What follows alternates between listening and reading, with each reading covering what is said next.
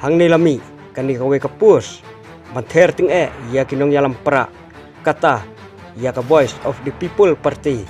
da ka baong kumni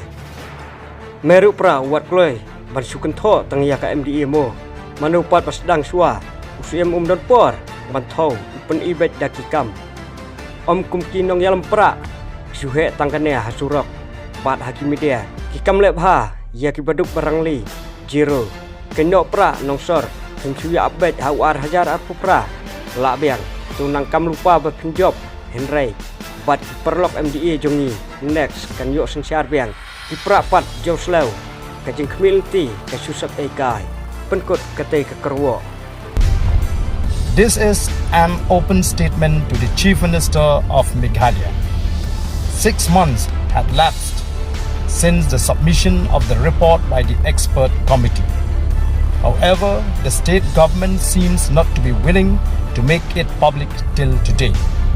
despite repeated reminders from the party. Therefore, in this connection, the party would be compelled to resume its agitation if the government failed to announce the report of the expert committee immediately.